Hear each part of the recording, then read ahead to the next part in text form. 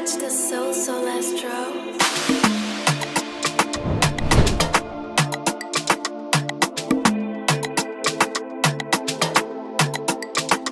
Tí gbogbo èèyàn bá níná, àwa máa níná, a feel convenient, a dẹ̀ ń gbádùn owó wa náà. Purchase your track today. Orúkọ mi ni Olaoye Funmilayo, mo ń ta ìrẹsì, mo ń ta ẹja, kòté, titus, any type of frozen food. Àtìgbà tá a ti ń lo solar, a dúpẹ́ lọ́wọ́ Ọlọ́run because ó jẹ́ nǹkan lórí kan tó jẹ́ kí ọjà yẹn tún improve.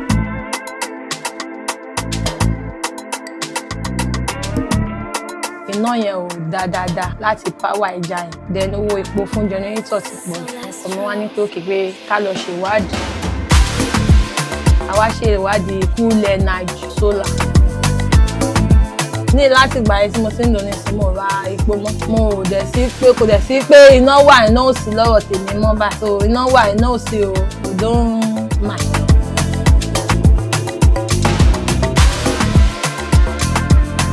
Wọ́n máa ń listen sí any complaint. Because ìgbà tèmi ní complaint tí mo pè wọ́n dáhùn dáadáa. Kò sọ pé because kò kí ṣe working days.